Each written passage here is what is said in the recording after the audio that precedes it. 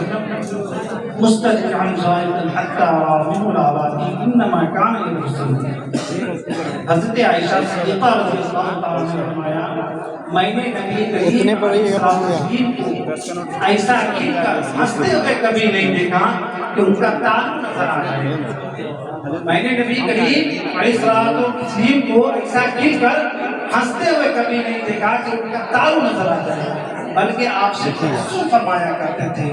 اس لیے آئیے ہم سب بھی اس سعید ملت کی پاکیزہ محفل میں آئیے قوسین عقیدہ تا سلطان سبع اشراف تاجدار عرش معلا، تاجدار عرش معلا، کعبہ کی تاجدار عرش معلا، رسولوں کی امامت فرمانے والے مدینے کے تاجدار احمد مصطفیٰ محمد مصطفیٰ صلی اللہ علیہ وسلم کی دربار بزرگوار میں جھوم جھوم کر دودھ پا کر کھانا پیش کریں۔ بڑے باوجہ اللہم صلی اللہ علیہ وسلم۔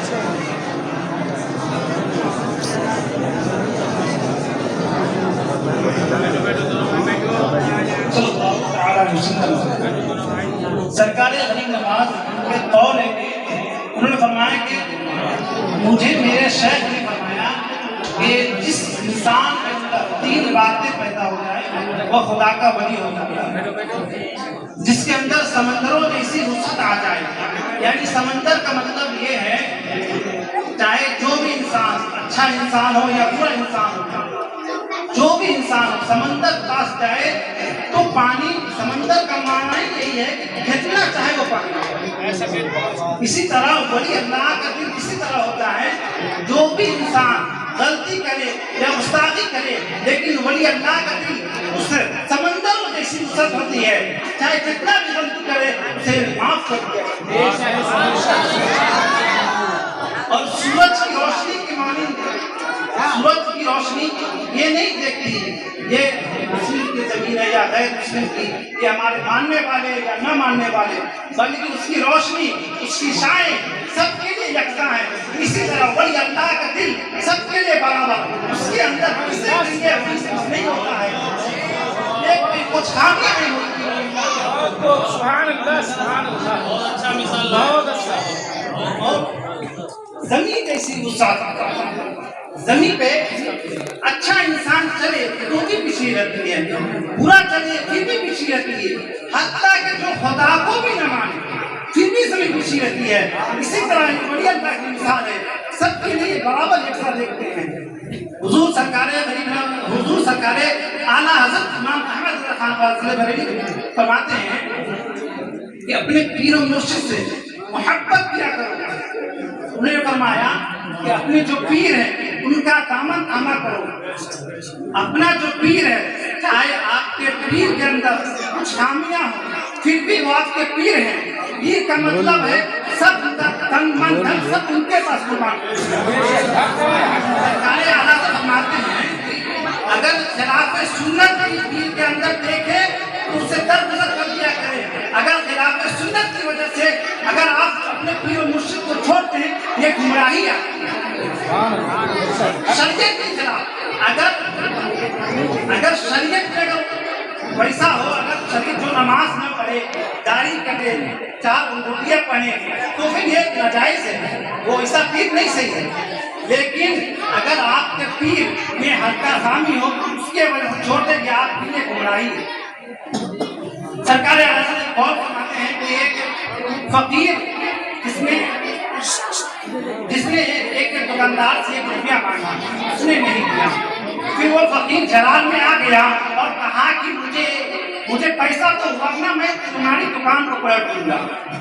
پھر کچھ دیر بعد کچھ لوگ جمع ہو گئے، اسی دوران ایک ولی اللہ کی نظر ہوتی ہے، انہوں نے دیکھا یہ کافی مجمع ہے، انہوں نے اس دکاندار سے کہا کہ اسے پیسہ دے دو ورنہ تمہاری دکان پر دی جائے گا۔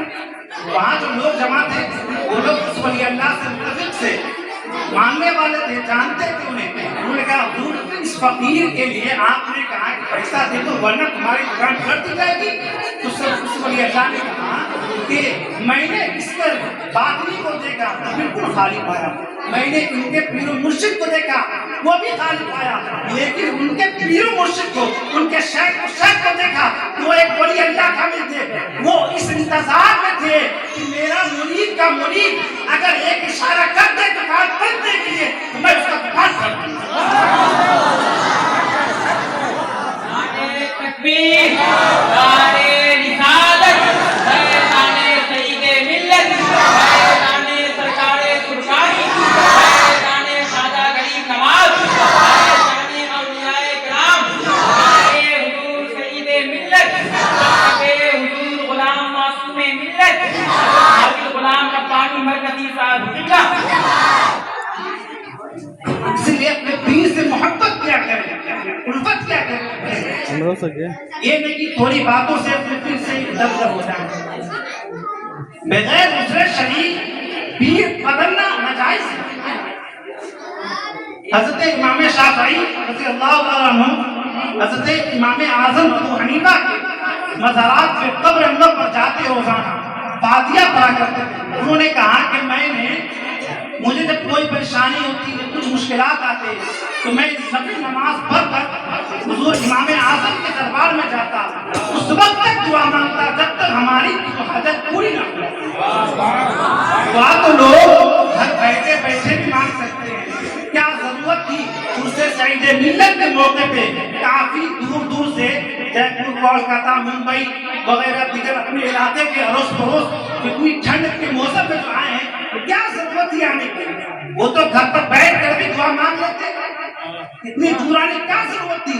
یہ حضرت امام شافعی نے فرمایا کہ اس دربار حضرت امام شافعی حضرت امام اعظم کے دربار میں جا کر وہاں جب تک کہ اپنی دعا جب تک ان کی قبول نہ ہو جاتی اس وقت تک وہ وہاں سے نہیں ہٹتے۔